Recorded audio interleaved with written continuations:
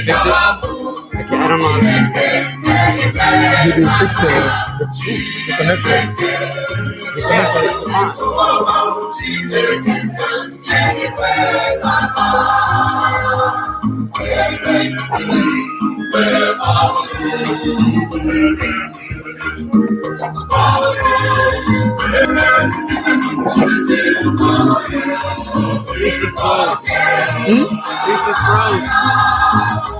yeah, it's okay.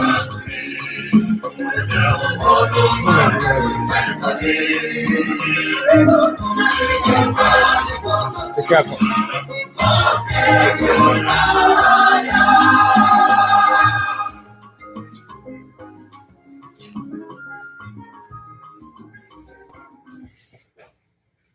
N'aha Nna na Nwa na Mmụọ Nsọ. Ka amara nke Onyenwe anyị Jesu Kristi na ịhụnanya nke Chukwu Nna na mmekọrịta nke Chukwu Mmụọ Nsọ na-enye dịrị unu niile. Ụmụnne m na Kristi, udo dịrị unu.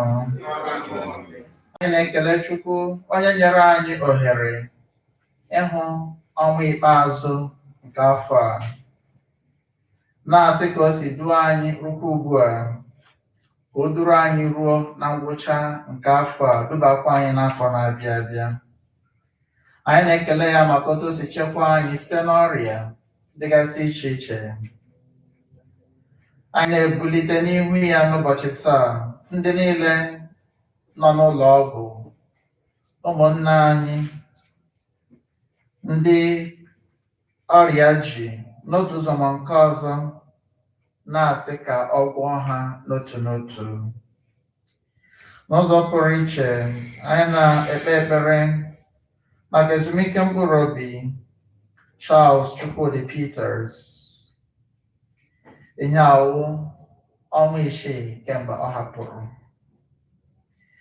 na Adolphus Mbagwu, Felicia na Rita Mbagwu, dịka Caroline Peters si yọọ. Anyị nakwa ayọ maka ndị niile ga-efe n'elu laa maka Krismas, na-ayọ nchekwa Chineke n'ebe ha nọ n'otu n'otu, ka ha gaa n'udo lọta n'udo na-enweghị ihe ọbụla nke ga-eme ha. N'ụzọ pụrụ iche, anyị na-ewere ezinụlọ anyị niile na-etinye n'aka Chineke, onye na-enye ndụ, onye nakwa enye nchekwa niile nke anyị na-achọ, ka o were ebere ya lekwasị anyị anya, ka atụmatụ niile nke onye iro n'ebe anyị nọ ghara ịbịa na mmezu, ma nke a tụrụ n'elu ụwa ma nke a tụrụ n'ala mmụọ. Ka Chukwu were ọbara dị oke ọnụ nke dị na Yesu Kristi merụọ ihe ndị a niile site na Kristi Onyenwe anyị. Iji kwado onwe anyị nke ọma maka nnukwu mme nke Yukaristia nke a, ka anyị nyochaa anụ akọ na uche anyị, mee ebere maka njọ anyị.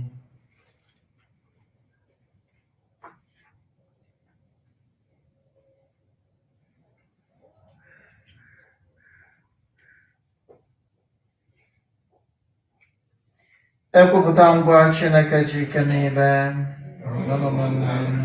na-emeghela m nke ukwuu site n'echiche na okwu na omume, na site n'ịhapụ ezi omume kwesịrị na m ga-eme, site na mmehie m nke kasị ukwuu.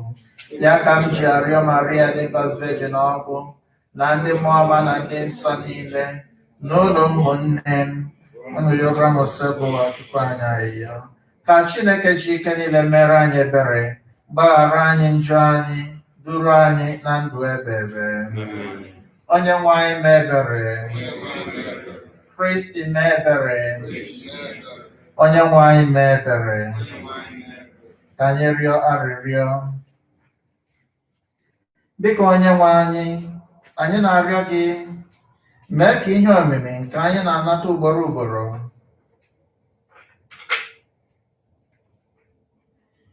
Chineke pụrụ ime ihe niile, nna nke ebere, ebe anyị ji aṅụrị na-agbagosi ịnabata Kristi nwa gị, biko wepụrụ anyị ihe niile na-anọchiri anyị ụzọ iji aṅụrị anabata ya, ka anyị wee keta oke na amamihe ya, iji binyere ya n'ala eze eluigwe, onye gị na ya dị ndụ na-achị n'ịdịkọ n'otu nke mmụọ nsọ, otu Chukwu site n'ụwa tụ ụwa niile.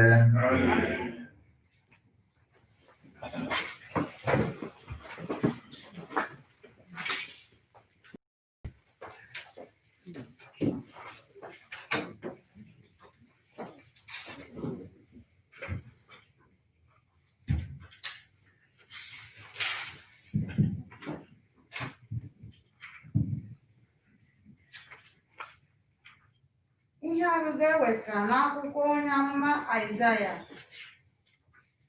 Ugbu a, Chineke unu na-ekwu sị, kasienụ ndị nke m obi, kasienụ ha obi, gwa Jerusalem okwu ruru ya n'obi, kpọọ ya oku, kọrọ ya na oge ekenyere ya maka ịgba ohu agwụla, na akwụọla ụgwọ njọ ya, na ọ natara ọpịpịa mmadụ abụọ n'aka Onyenwe anyị maka arụ niile o mere.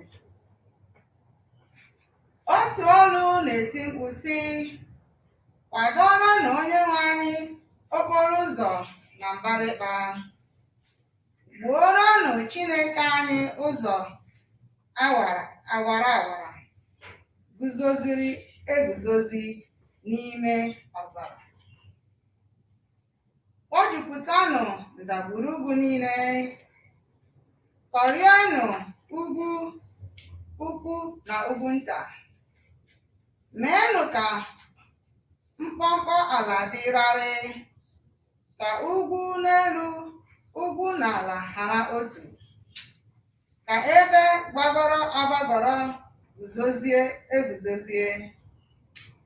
Mgbe ahụ ka a ga-egosi ebube nke Onyenwe anyị, mmadụ dum ga-ahụ ya, n'ihi na ọnụ Onyenwe anyị ekwuola ya. Gị onye ozi ọnụ Zayọn, gbagoro n'elu ugwu ukwu dị elu, gị onye ozi ọnụ Jerusalem, were oke olu tie mkpu, tie mkpu na-atụghị egwu ọbụla. Gwa obodo niile nọ na Judia, Chineke unu nọ n'ebe a. Lee ka Onyenwe anyị Chineke ji ike ya na-abịa. Ogwe aka ya na-emeri ihe niile, ka ha nọrọ n'okpuru ya. Ụgwọ o ritere na mmeri so ya. Ihe o ji akwụ ụgwọ mmeri bụ ya ụzọ na-aga. Ọ dị ka onye ọzụzụ atụrụ na-azụ atụrụ ya. Ọ na-ekuru ụmụ atụrụ ya n'aka, na-akpọkọta ha, bịakwa na-agụrụ ha n'ezi obi, na-edute nne ha ebe ha ga-ezuru ike. Okwu nke ose bụ ụwa. Ekele dịrị Chukwu. Onyenwe anyị, gosi anyị ebere gị, nyekwa anyị nzọpụta gị mmadụ niile. Onyenwe anyị, gosi anyị ebere gị, nyekwa anyị nzọpụta gị. Aga m anụ ihe Onyenwe anyị Chineke ga-ekwu. Olu na-ekwu maka udo, udo maka ndị nke ya. Enyemaka ya nọ ndị na-atụrụ ya egwu nso. Ebube ya ga-anọgide n'ala anyị. Azịza. Onyenwe anyị, gosi anyị ebere gị, nyekwa anyị nzọpụta gị. Ebere na eziokwu ezukọtala, ezi omume na udo ebiela ọma. Eziokwu ga-esi n'ala ebulite, ikpe nkwụmọtọ esi n'eluigwe na-eledata anya. Azịza. Onyenwe anyị, gosi anyị ebere gị, nyekwa anyị nzọpụta gị. Onyenwe anyị ga-enye anyị agamnihu.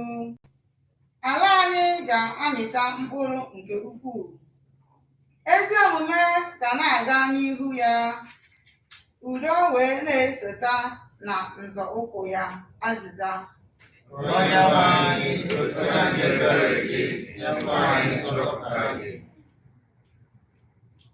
Ihe ọgụgụ ewetara n'akwụkwọ ozi nke abụọ Pita dị nsọ dere. Eziokwu,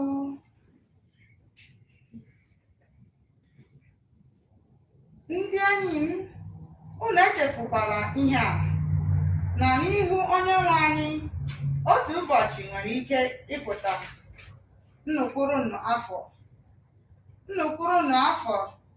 dị ka otu ụbọchị. Onyenwe anyị anaghị egbu oge n'imezu nkwa o kwere, dịka anyị si ekwu na mmadụ na-egbu oge. Kama, o ji ndidi na-edu unu niile, maka na ọ chọghị ka e nwee ndị furu efu, kama ọ chọrọ ka onye ọbụla gbanwee ụzọ ya. Ụbọchị Onyenwe anyị ga-abịa ka onye ohi. Otu ugboro ka mkpọtụ ga-ahịọ, mbara igwe efuo, ihe dum ekere eke ga-agba n'ibe n'ibe, nwụrụ ọkụ. Ụwa na ihe niile nọ n'ime ya ga-agba ọkụ. Ebe ọ bụ na ihe dum ga-esi etu a agwụ, unu kwesịrị ibi ndụ na-arụghị arụ na ndụ dị nsọ. Ebe ọ na-agụ unu oke agụụ n'obi ka unu na-eche ụbọchị Chineke ahụ na-abịanụ, mgbe mbara igwe ga-efu n'ire ọkụ, ihe niile ekere eke wee gbazee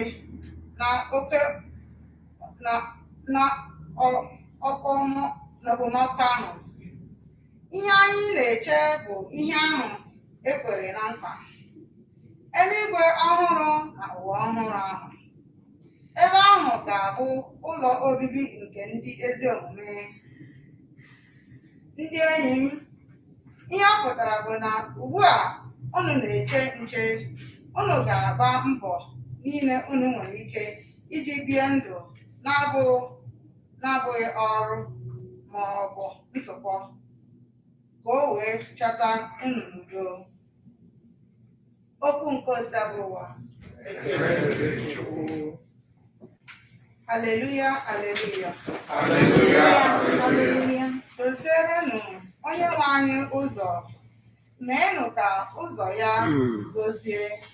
Mmadụ dum ga-ahụ nzọpụta Chineke anyị.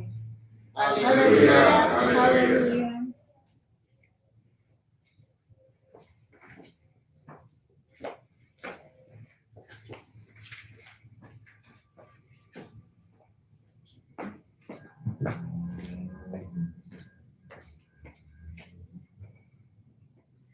Onyenwe anyị nọnyere unu. Ihe ọgụgụ nke a na oziọma dị nsọ nke Mak dere. Mbido oziọma nke Jesu Kristi nwa Chineke edere n'akwụkwọ onye amụma Aịzaya sị, lee, aga m ezite onye ozi m ka o bute gị ụzọ, ọ ga-akwadoro gị ụzọ. Otu olu na-akpọ n'ịkpa, kwado n'ụzọ maka Onyenwe anyị, meenụ ka ụzọ ya kwụrụ ọtọ. Ọ bụ otu ahụ ka Jọn omee mmiri Chukwu si pụta n'ime ọzara, na-ekwupụta mmiri Chukwu nchegharị maka mgbaghara njọ. Judia niile na ndị Jerusalem dum chọrọ ụzọ gakwuru ya. Mgbe ọ na-eme ha mmiri Chukwu n'osimiri Jọdan, ha kwupụtara njọ ha. Jọn jiri akwụkwọ ịnyịnya kwa uwe. Nri ọ na-eri bụ igurube na mmanụ aṅụ dị n'ọhịa. Mgbe ọ na-ekwu okwu Chukwu, ọ sịrị, e nwere onye na-eso m n'azụ, onye ahụ ka m ike, nke na-etosighị m igbu ikpere n'ala, tọpụ eriri akpụkpọ ụkwụ ya. Eji mmiri mee unu mmiri Chukwu, ma ọ ga-eji mmụọ nsọ eme unu mmiri Chukwu. Oziọma nke osebụrụ ụwa.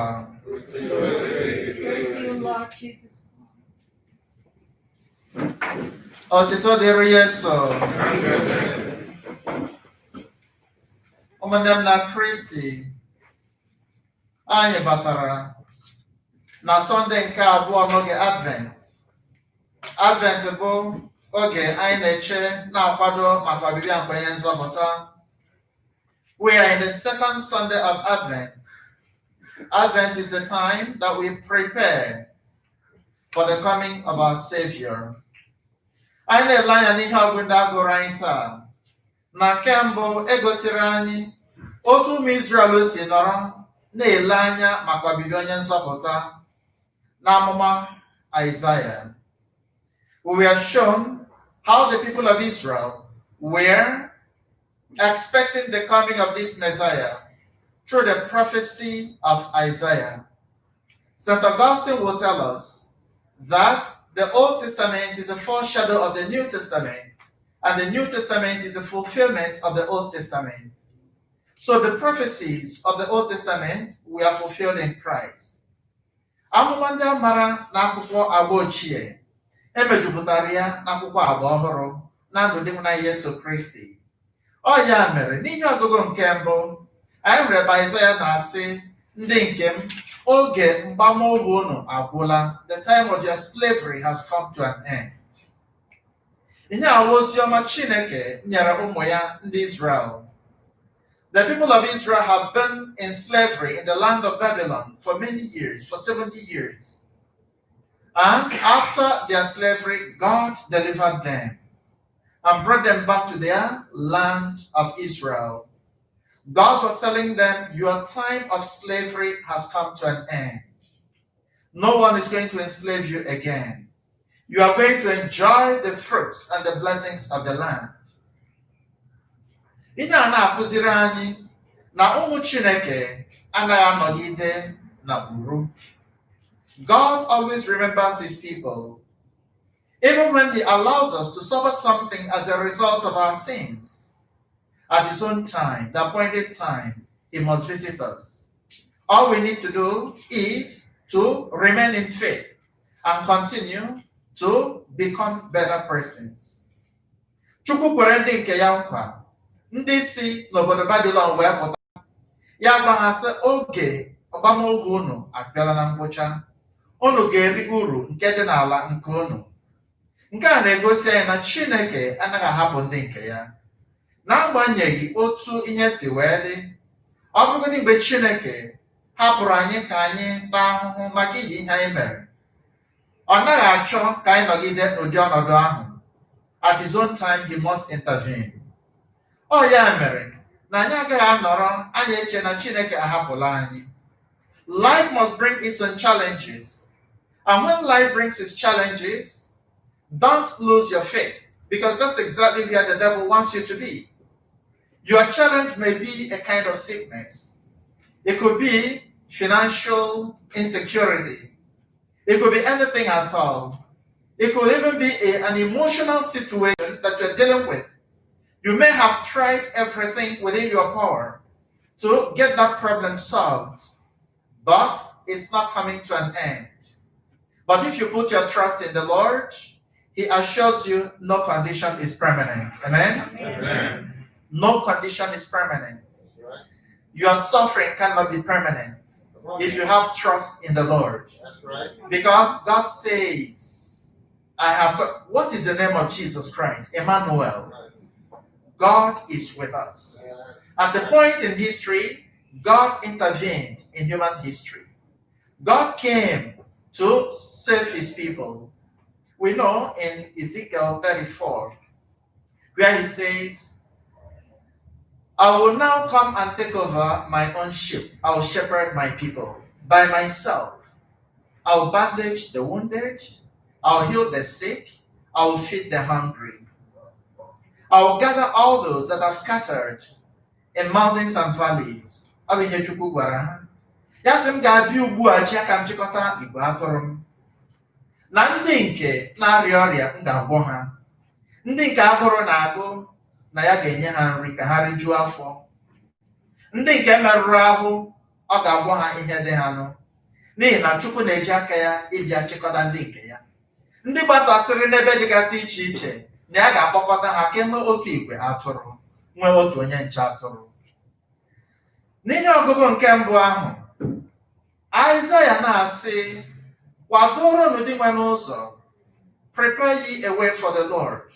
Make his path straight. And how do we do that? He says, you straighten the path by leveling all hills and filling all valleys. When we look at it, you need one to do the other. N'ime ndụ anyị nwere valleys, anyị nwekwara hills. And if we look at the real valleys and hills that we see, well, I worked in the Caribbean for 9.5 years before coming here. That place is very hilly. You have a lot of valleys, hills, and mountains. So if you want to get a straight path,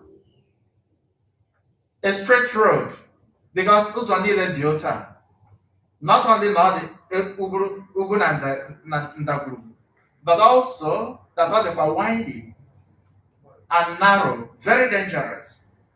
So if you must get a straight path, that means again with something like a bridge. But without a bridge, for you to get a level ground, you need to collapse the mountains into the valleys, and everything will level up. And that's what Isaiah is telling us. Also in our lives, and when a lot of valleys, and we have also hills and mountains. What are these valleys we have in our lives? The valleys we have in our lives are those things we should be doing as children of God, and we are not doing them.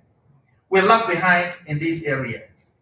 The hills and mountains in our lives are those things that we should not be doing, but we are excellent in them. So Isaiah is saying, cut down these things and fill the valley. Time even for irrelevant things in your life, take them off. And where time to maximize the very things that you need to do. And you will prepare a good path for the Lord. So let's be practical. Maybe your valley, you don't pray. You know, that kind of prayer. Or plus God minus devil. A lot of people do that.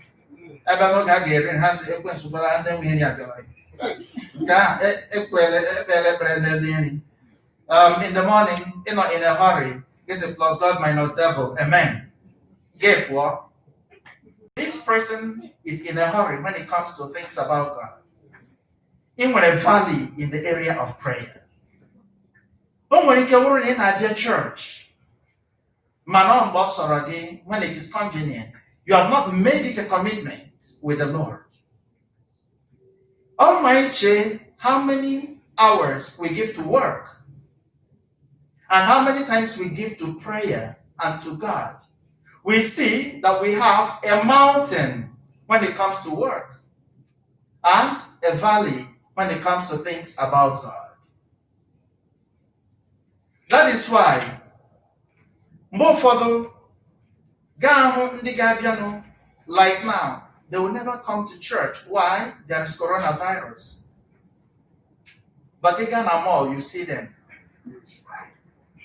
Aga funeral, you see them. Gaga, Kamwere, anywhere with amusement, they will be there.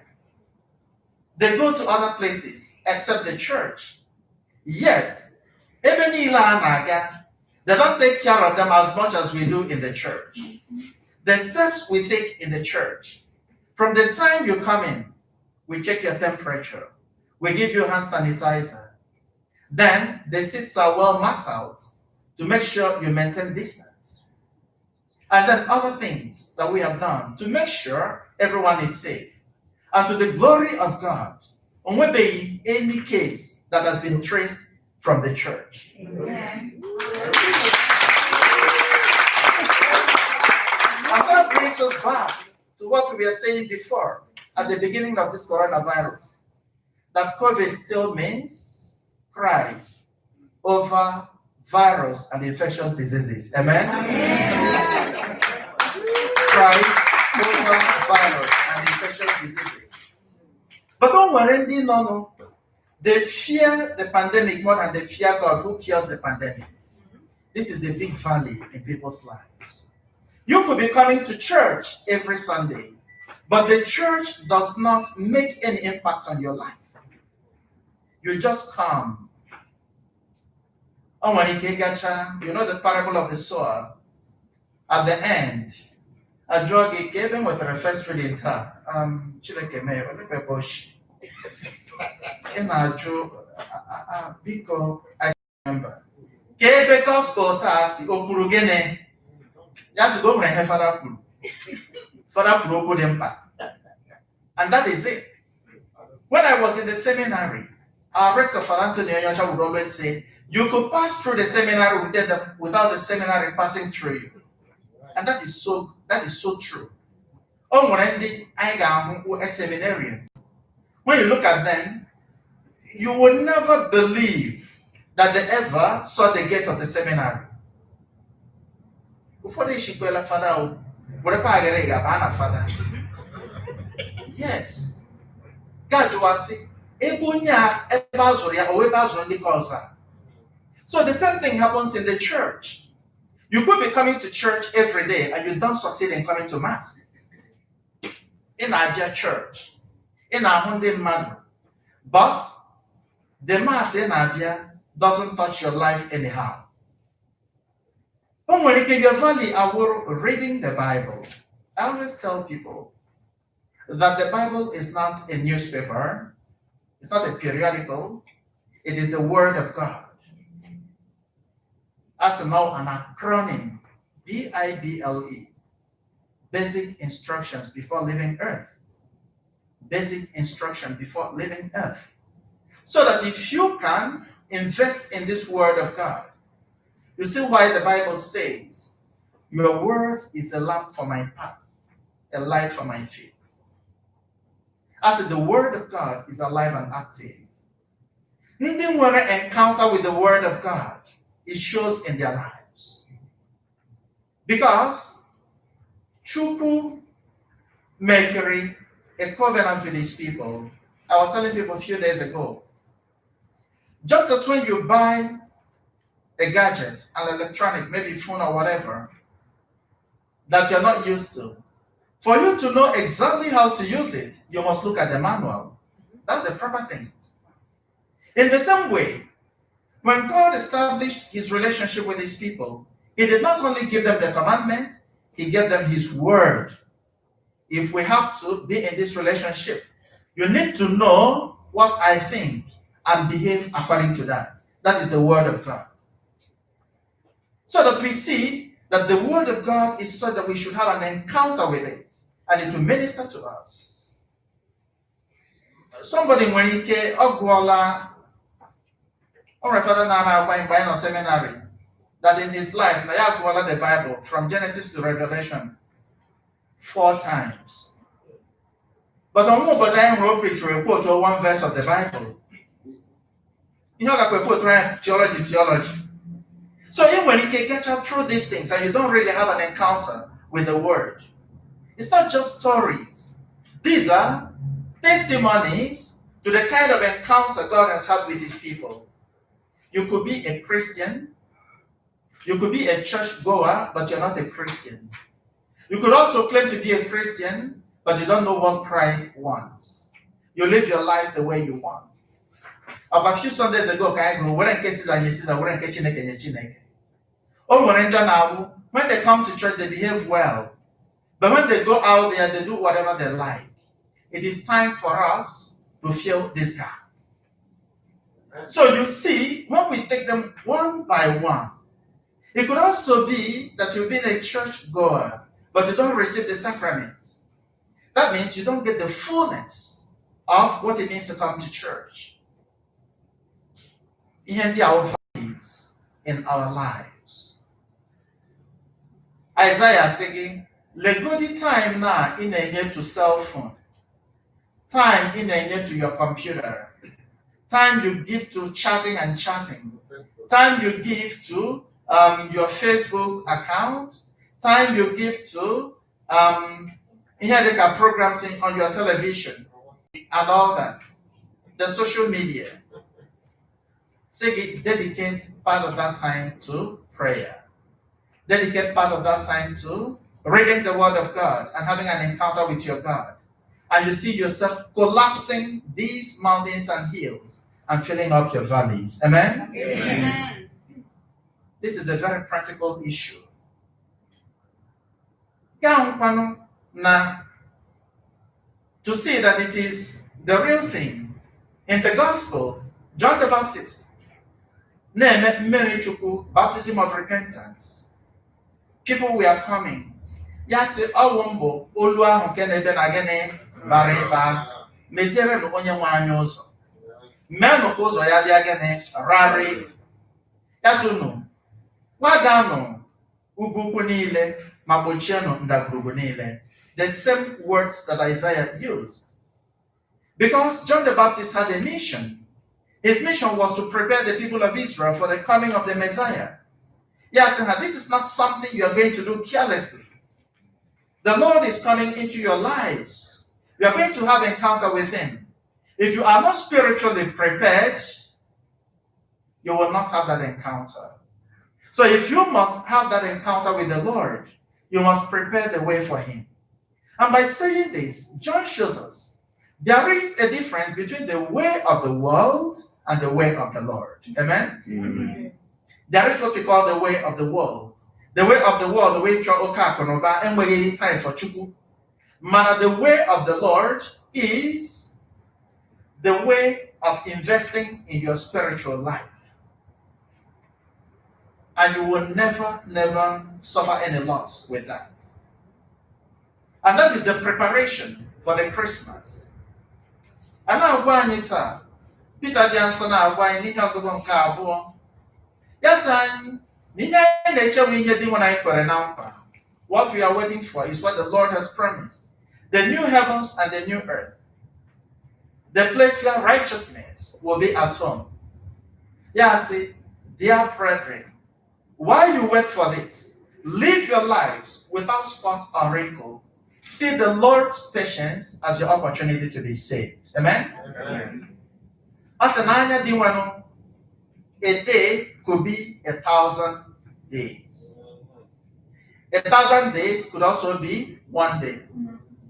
And some of us who have the gift of hearing and the gift of vision when they pray. They will tell you that say just nyonya 1 year. And then 7 years. And just 1 year. My ways are not your ways, and my paths are not your paths.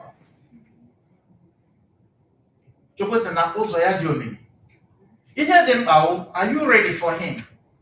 And do you trust Him?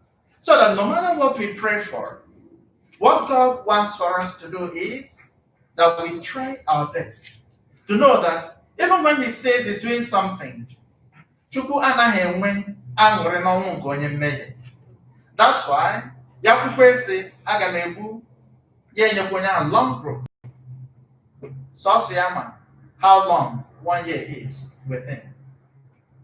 Chukwana had the same calculation I then in here. No from Baga say, yes again. Onobanso. Think of how many years ago Abraham Abian Tonyaman on so. Man up till ta, where may be. Man, and the now steady. They want so, yes, Elekwala na Chuku Nemwe Ndidi Nebeno. Now you worry as your opportunity to be saved. In other words, that little time Chuku Nyaregi worry reform your life. Look into your life. Ask yourself, which areas do I have the valleys in my life? And what are these mountains, the unnecessary excesses I have in my life that are robbing me of the opportunity to give time to what I should give time to, as I make amends where necessary. Now, to I will not the mistakes we are making, but it's only giving us His grace to make amends where necessary. That's why we have this holy season of Advent, a time to look into our lives, a time to tell ourselves the truth about our standing before God. Challenge your mind. Every Advent should not be like the other. There is always a tendency to go through these seasons, just remotely. And you look at another Advent. Very soon I have another Christmas. Each season should make you a better child of God. After this Advent, make about Christmas. You should be able to look back your life and then say, yes, I have improved in these areas of my life. After Christmas, you should be able to look back again and say, another improvement. Another holy season. You force yourself and start reforming your life again. You should be able to say, and I'm a beggar of mambo, but this time I can pray. I never fasted before, but now I have developed the capacity to fast and pray. And if we continue this steady progress, slow and steady, this is exactly what God wants. That's how you show that you are ready for the Lord. And that's the only way to continue waiting for the Lord. Because once the ụbọchị ya ga-abịa, na anyị amaghị ụbọchị ọ ga-abụ.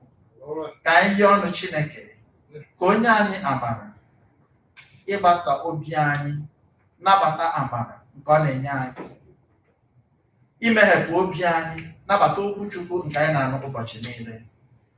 Ka anyị were ya na-arụ ọrụ n'ime ndụ anyị, were ya na-emezi ndụ anyị, ka ọ ga-abụ mgbe ọ ga-abịa, ya hụ ime obi anyị dịka ebe kwesịrị ekwesị ya ịbanye site na Kristi Onyenwe anyị.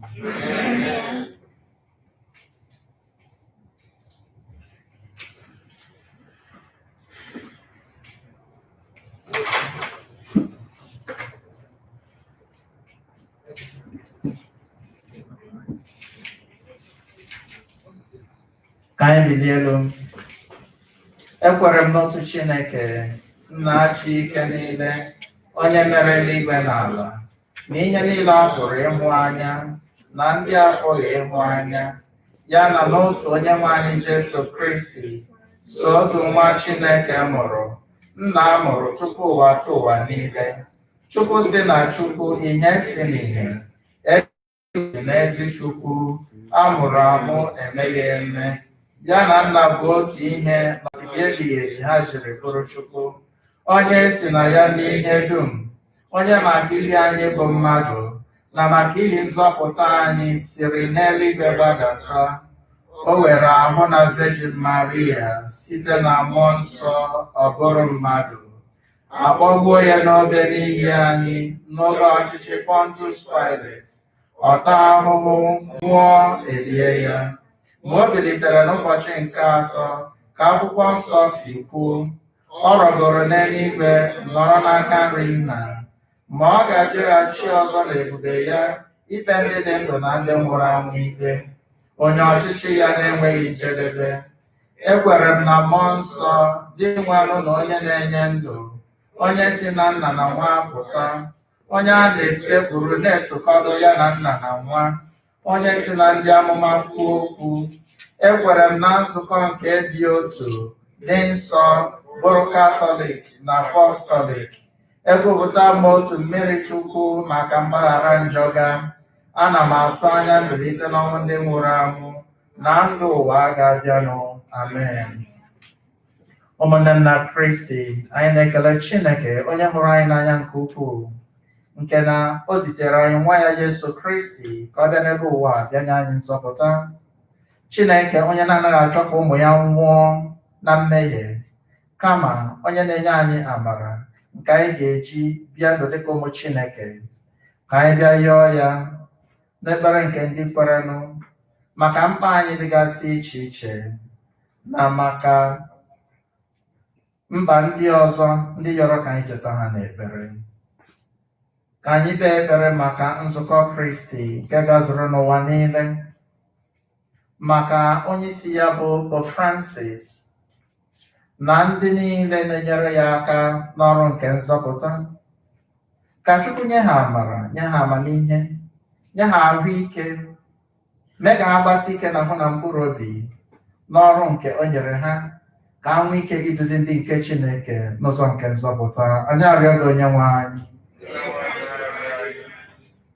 ka anyị kpee ekpere maka ebe niile a na-enwe ogbugbu ndị otu Kristi. Ka Chukwu metụ aka n'obi ndị niile obi tara mmiri, ndị na-egbusi ụmụ nke Chineke, ka ha lụgharịa, ka ụmụ Chineke hụ udo ahụ nke o kwere ha na nkwa. Anyị arịọ gị Onyenwe anyị. Ka anyị kpee ekpere maka ndị ọchịchị nke obodo anyị Naijiria, nakwa ndị ọchịchị obodo nke a bụ Amerịka ebe anyị nọ. Ka Chukwu na-enye ha amamihe, ụdị amamihe o nyere onye ọchịchị bụ Solomon, iji chịa ndị nke ya n'ụzọ kwesịrị ekwesị, n'ụzọ ga-eme ka ha na-ahụ ìhè n'aka Chineke n'ihe ọbụla ha na-eme. Anyị arịọ gị Onyenwe anyị. Ka anyị kpekwa ekpere maka ụmụnne anyị ndị nọ n'ọrịa, ndị nọ n'ebe dịgasị iche iche, ndị nọ n'ụlọ ọgwụ, ndị nọ n'ụlọ ha. Ka anyị na-ekele Chineke maka ndị nke ọ gwọrọ n'ọrịa, ụmụnne anyị. Anyị na-asị ka ọ gbatị aka ọgwụgwọ nsọ ya n'ebe ndị nke nọ n'ọrịa nọ, ka ha si n'akwa ọrịa ha bilie bịa kelee ya ekele. Anyị arịọ gị Onyenwe anyị. Ka ekpere maka nzukọ nsọ Katọlik gazuru n'ụwa niile.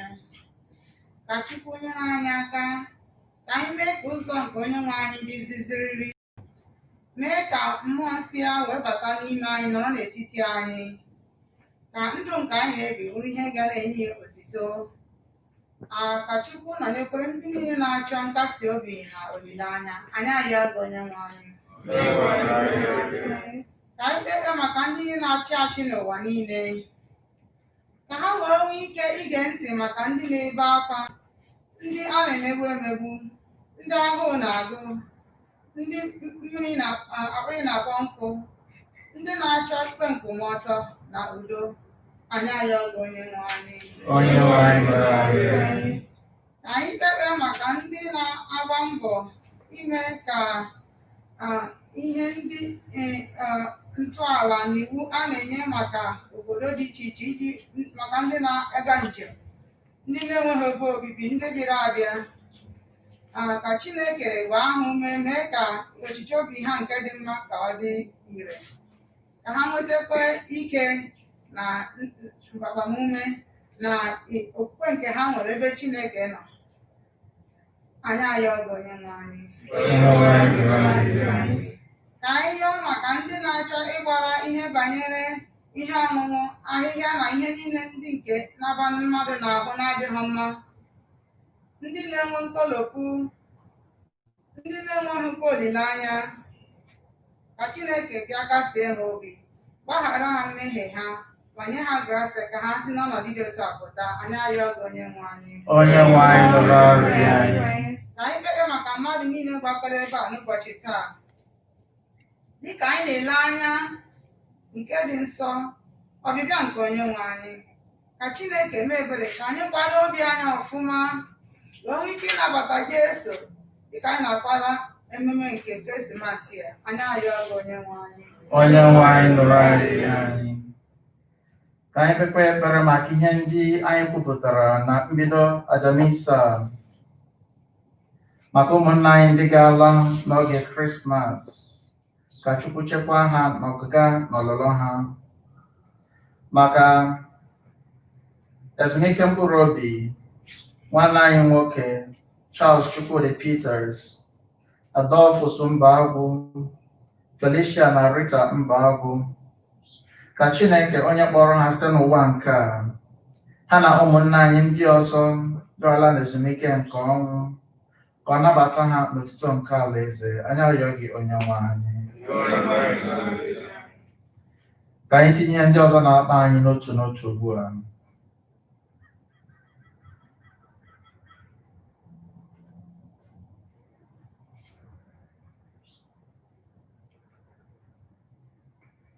Anyị arịọ gị Onyenwe anyị.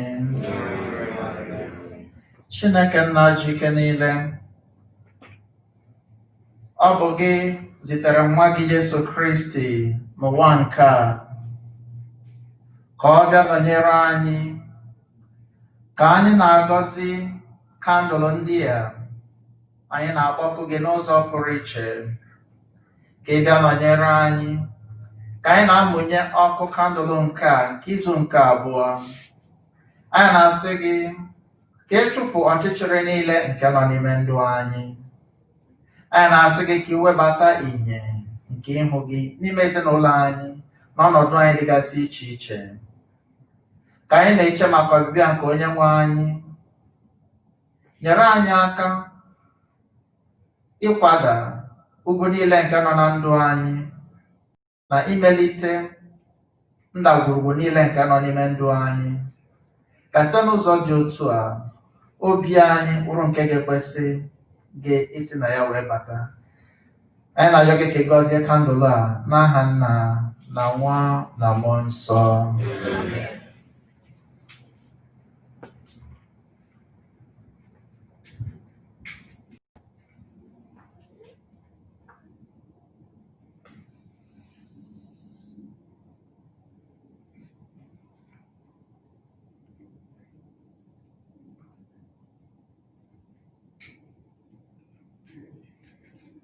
Chukwu nna ji ike niile, nara ekele anyị, nara mbuli elu anyị, nara otito nke anyị na-ebunye gị n'ụbọchị taa.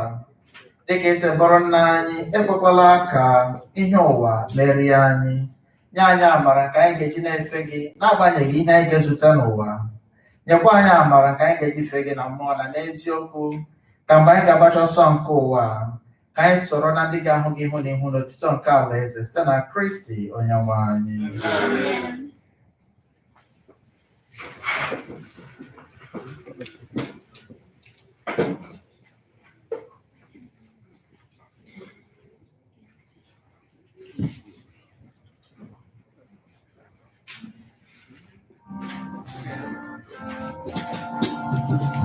Jigidem, when Jesus jigidem, jigidem, jigidem, when Jesus jigidem, outside the genda, Mary, and never you are, Yenike, Lord Yenine, Kamarina, Hallelujah, jigidem, when Jesus jigidem, jigidem, jigidem, when Jesus jigidem, outside the genda, Mary, and never you are, Yenike, Lord Yenine, Kamarina.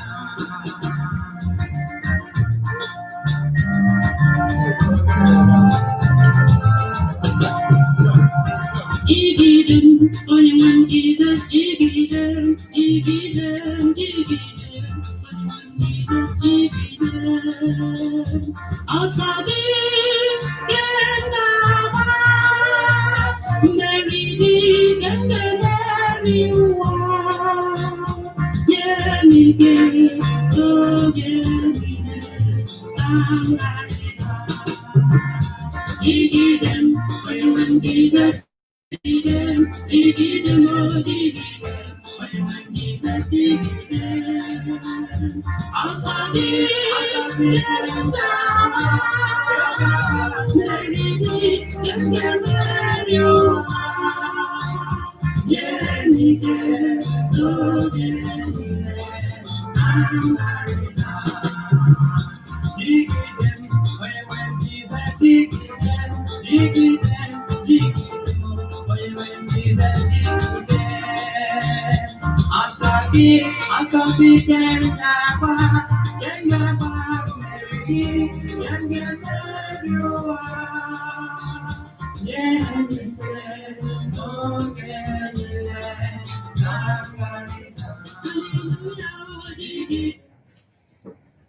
Rịọwanụ ụmụnne m ka aja m na nke unu bụrụ nke ga-asọ Chukwu na pụrụ ime ihe niile ịnaranụ.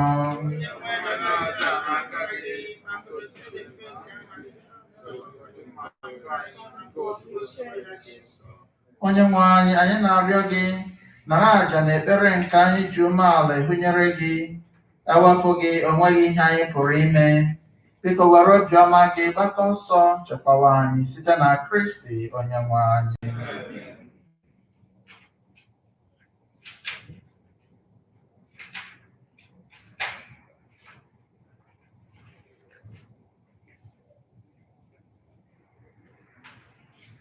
Onyenwe anyị nọnyere unu.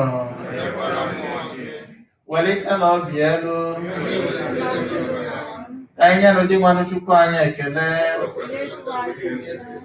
Ọ kwesịrị ezie bụrụkwa ihe ziri ezi ọrụ dịrị anyị na nzọpụta anyị na anyị ga-enye gị ekele oge niile na ebe niile, o Nna dị nsọ, Chineke ji ike niile, onye ji ụwa tụ ụwa site na Kristi dị nwere anyị, onye na ọbịbịa mbụ ya na umeala nke m were ahụ mejupụtara atụmatụ izubere mgbe ochie, bịakwa meghere anyị ụzọ nzọpụta ebighị ebi, ka ọ ga-abụ na ọbịbịa ya nke abụọ na nnukwu otito nke ebube ya anyị ga-ahụ mata n'ikpeazụ n'ụzọ doro anya mmejupụta atụmatụ ahụ anyị ji maka ya kara obi na-eche nche ugbu a, nọgidesi ike n'olileanya anyị. N'ihi nke a, anyị na ndị mmụọ ọma na ndị isi mmụọ ọma, ugwu eze na ike ọchịchị nakwa igwe ndị agha na ike niile nke eluigwe na-ekwukwa otito gị akwụsịghị akwụsị na-asị: nsọ, nsọ, nsọ, osebụwa Chineke nke igwe ndị agha, eluigwe na ala jupụtara na ebube gị. Hozana n'elu kacha elu, ọ dị ngọzi bụ onye bịara n'aha Onyenwe anyị. Hozana n'elu kacha elu.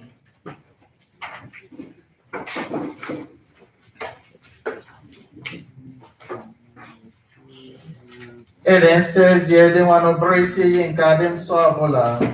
Ya mere anyị na-arịọ ka ide onyinye ndị a nsọ site n'ikwukwasị ha mmụọ gị, ka ha wee ghọọrọ anyị ahụ na ọbara nke Onyenwe anyị Jesu Kristi, onye mgbe o kwetere ka ebinye ya n'ahụhụ ọnwụ were achịcha, ka ọ na-enye ekele nyawa ya, nyekwa ya ụmụazụ ya na-asị: naranụ nke a, rienụ ya unu niile, nke a bụ ahụ m nke a ga-edorunye maka unu.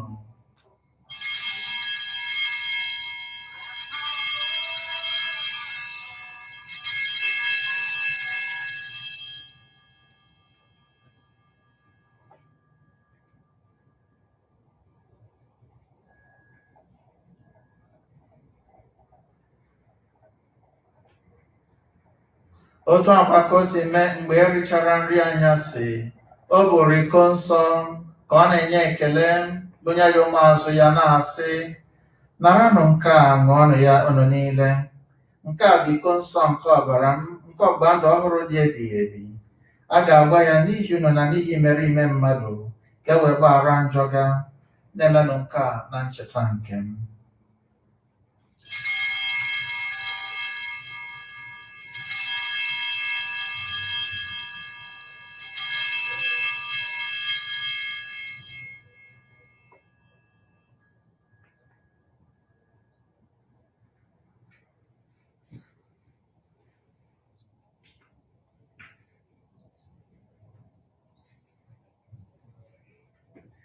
Ihe omimi nke okwukwe, anyị na-ekwusa ọnwụ gị, na-ekwupụtakwa mbilite n'ọnwụ gị, o di nwanụ, ruo mgbe ị ga-abịa. Di nwanụ, ebe anyị na-echeta ọnwụ na mbilite n'ọnwụ ya, anyị gụnyere gị achịcha nke ndụ na iko nsọ nke nzọpụta, na-enye gị ekele n'ihi na ịgụnyere anyị na ndị tosiri kwụrụ n'ihu gị na-efe gị. Anyị ji umeala rịọ ka anyị bụ ndị na-eketa oke na ahụ na ọbara Kristi, bụrụ ndị a ga-ekpokọba ọnụ site na mmụọ nsọ. Nwanụ, cheta nzukọ gị gbasara n'ụwa niile, mee ka o zuo oke n'ịhụnanya ya na popu anyị bụ Francis, na bishọp anyị bụ Gerald, na osoyachi bụ Alberto, na ndị echiri echi niile. Chetakwuazị ụmụnna anyị ndị ji nchekwube nke mbilite n'ọnwụ rahụ ụra, were ebere kpọbata ha na ndị ọzọ niile nwụrụ anwụ n'ihe nke ịhụ gị. Anyị arịọ ka ị mere anyị niile ebere, ka anyị soro Virgin Maria dị ngọzi nne nke Chukwu, nakwa Josef dị ngọzi bụ di ya, ndị apọstọl dị ngọzi na ndị nsọ niile, ndị mere uche gị kemgbe ụwa tụ ụwa, keta ebe ndụ ebighị ebi. Ka anyị sorokwa ha na-eto gị, na-edo gị ebube site na Jesu Kristi nwa gị. site na ya bụ Kristi na n'isonye ya nakwa n'ime ya na n'ịdịkọ n'otu nke mmụọ nsọ ka nsọpụrụ na otuto niile si adịrị gị Chukwu na ajọ ike niile site n'ụwa tụ ụwa niile.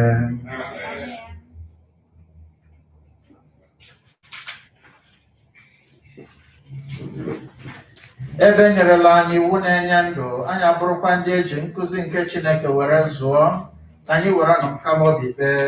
Nna anyị nọ n'eluigwe,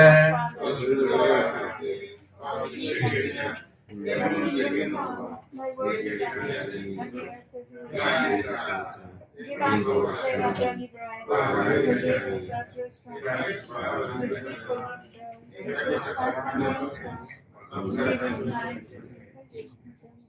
zọpụta anyị, anyị na-arịọ o Sebrua n'ajọ ihe niile, were ebere nye udo n'oge nke anyị site n'inye aka ebere gị, ka a zọpụta anyị na njọ oge niile, anyị were gbalahụ nsogbu niile, were nchekwube dị nsọ na-atụ anya maka mbịaghachi nke onye nzọpụta anyị Jesu Kristi.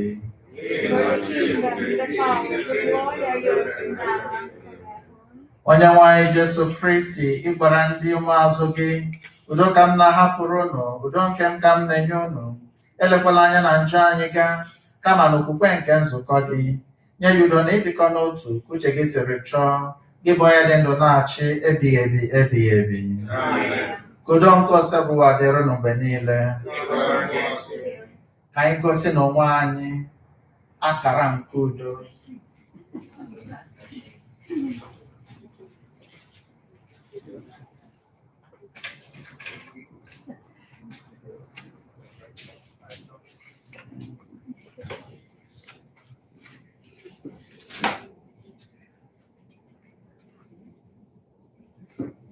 Atụrụ nke Chukwu, onye na-ekpochapụ njọ nke ụwa, mere anyị ebere. atụrụ nke Chukwu, onye na-ekpochapụ njọ nke ụwa, mere anyị ebere. Atụrụ nke Chukwu, onye na-ekpochapụ njọ nke ụwa, nye anyị udo.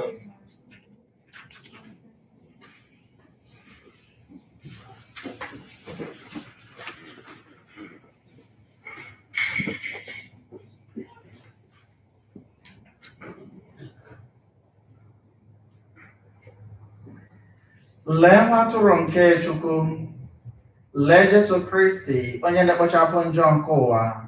Anyị dị ngọzi bụ ndị abụrị nke nwa atụrụ Chineke.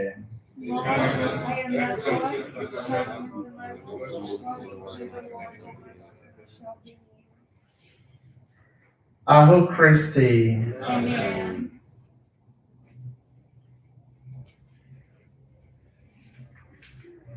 So maka oriri nsọ, we'll take this side first, and then that side later.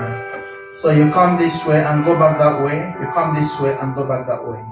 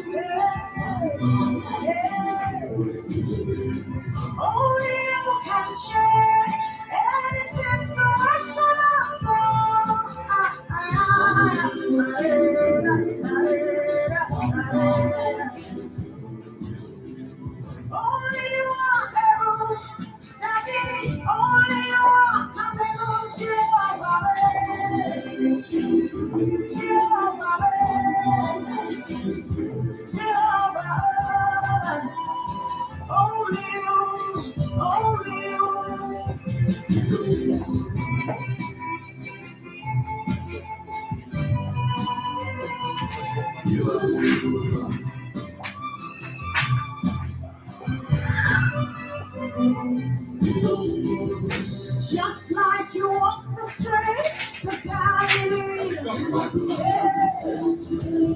And like you heal the sick and you rescue dead. Jesus, like you said, Nazareth, come forth, come forth. You are doing the same today. You are doing the same today.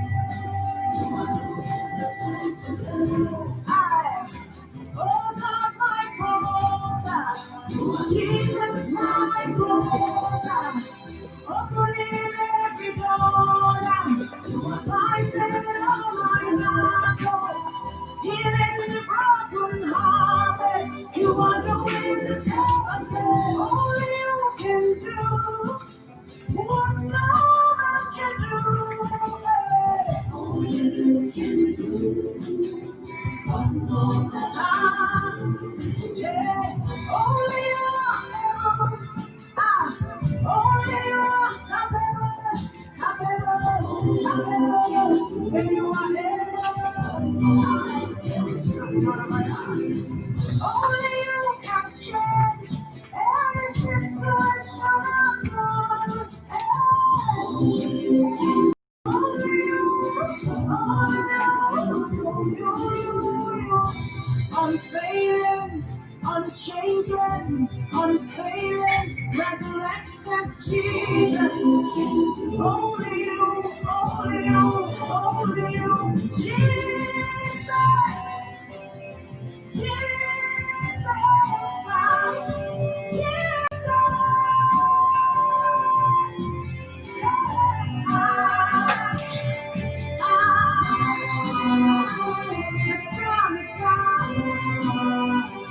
the word of God is ready today.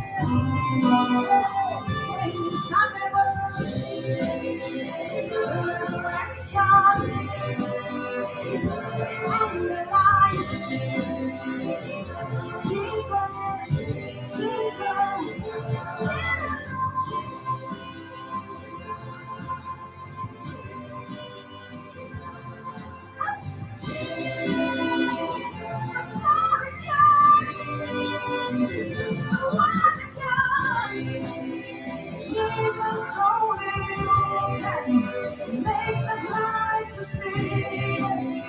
Jesus, only you can make the lame to walk again. Jesus, only you can make the dead to rise. Jesus, my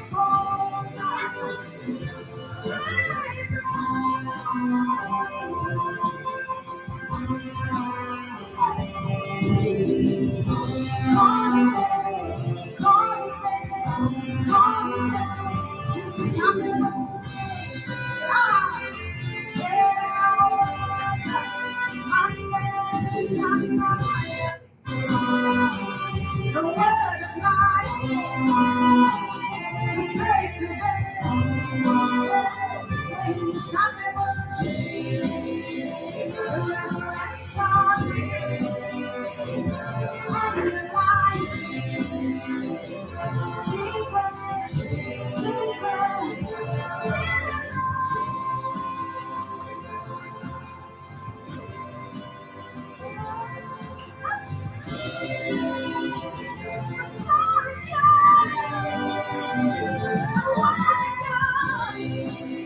Jesus, only you can make the blind to see.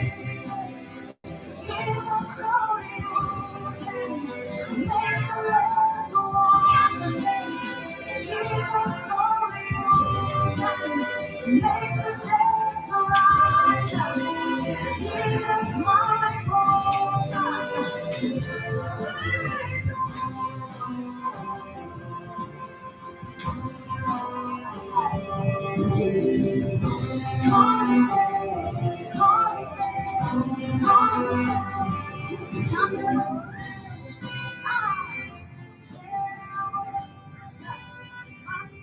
Ka anyị rịọ arịrịọ.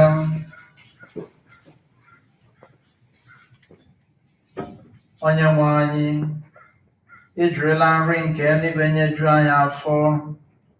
Biko anyị ji umeala arịọ gị ka anyị site n'iketa oke n'ihe omimi nke a mụta iji amamihe na-eso ihe nke ụwa a, bịakwa jidesie aka ike n'ihe nke eluigwe site na Kristi onye nwe anyị.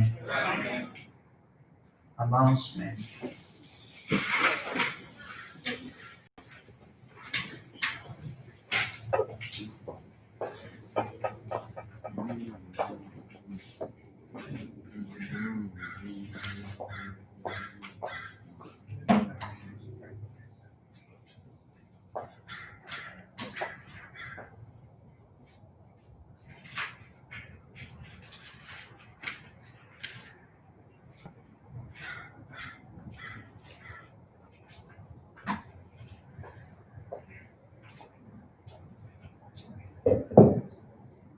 Ọtụtụ dịrịnụ Jesu. Nke a bụ amụmakwa nke ụka. Nke mbụ, anyị na-ekene ndị niile kabala ahụ wee bịa retreat anyị melụ. Daalụ na unu Emeka.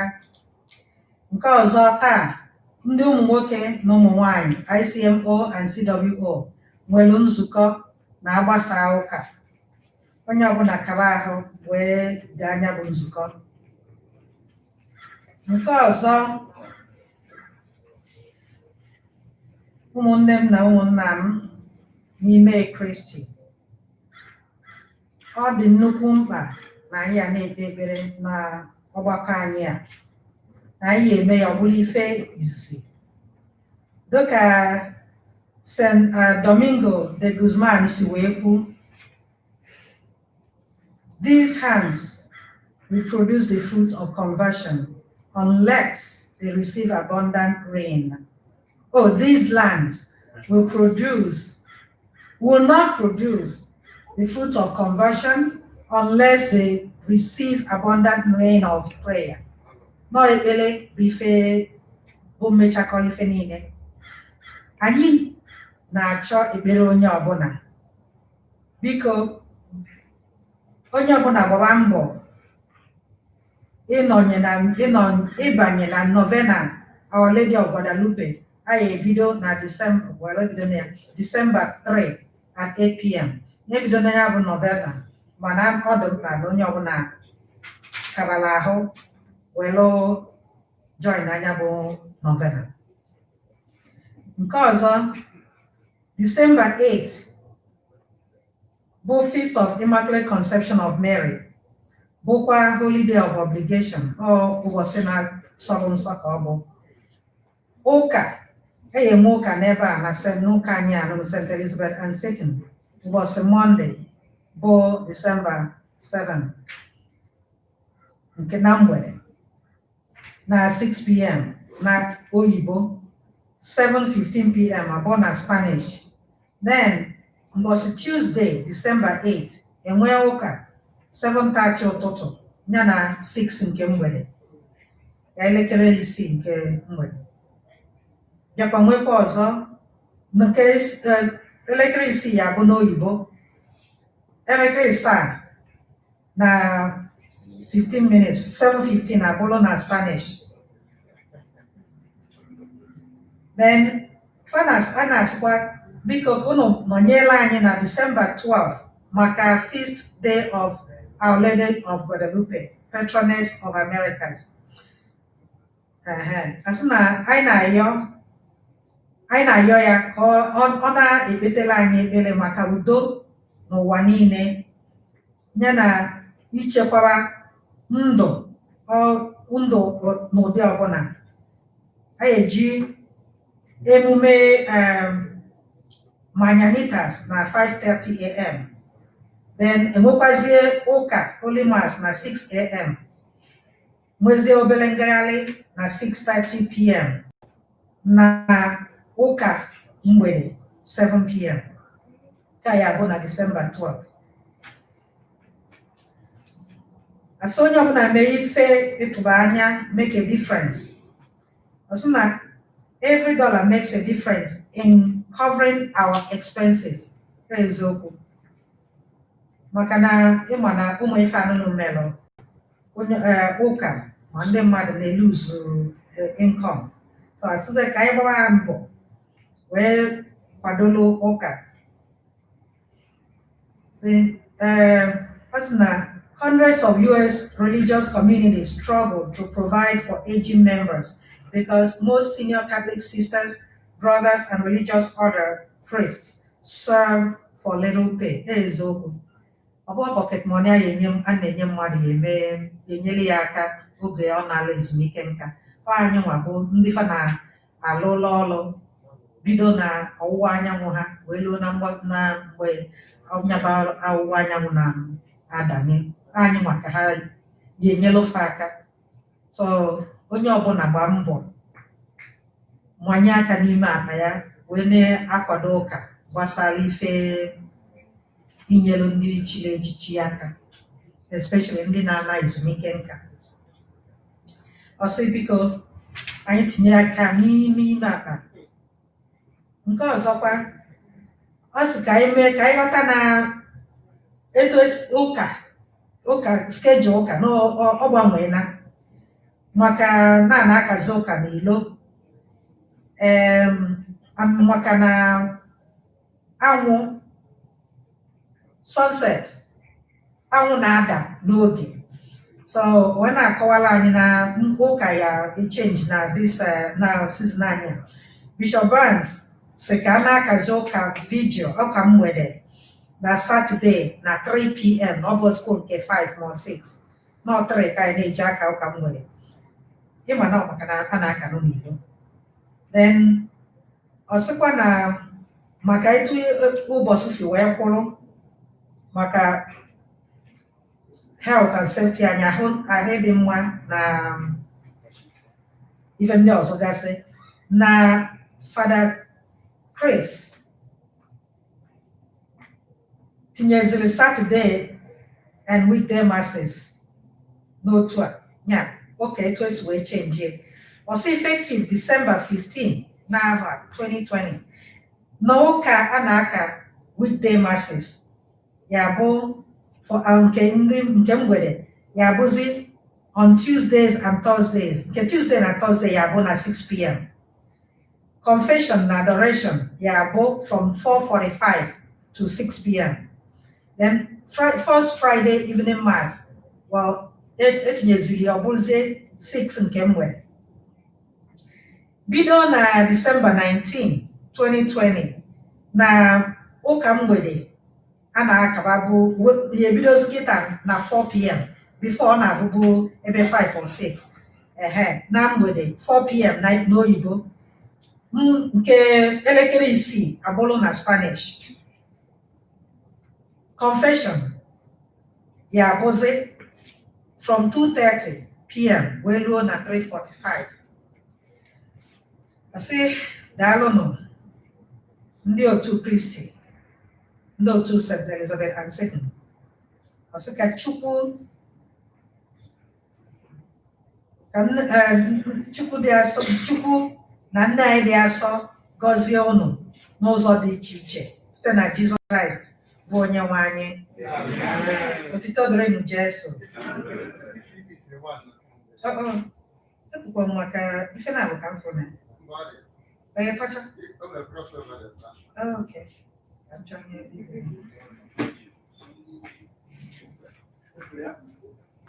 to oh, okay. Crossover night, the 31st, December 31st. Adoration, Nebido 7 p.m. via Zoom. So you're not on a beer. Well, then join our Zoom meeting, the 31st. However, I have no cause or to punka. So I have by also. Okay, to start doing Jesus.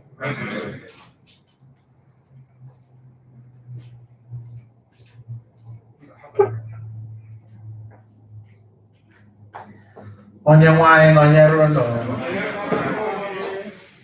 ka Chukwu ji ike niile gọzie ma chekwaba unu, Nna na Nwa na Mmụọ Nsọ. Ka anyị laa n'udo n'ịhụnanya Kristi emesapụsigo.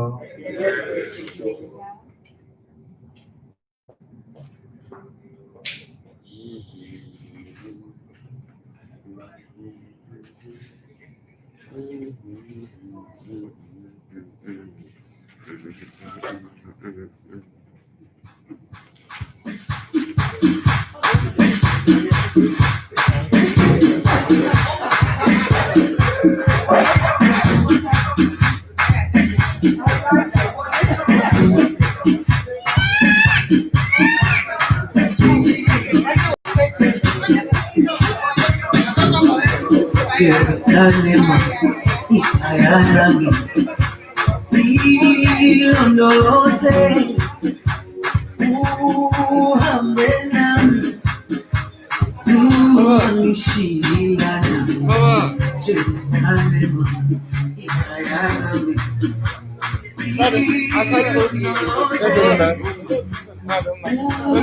Uhambenam, It's different. Don't worry about it. It's good. Don't count. Angola,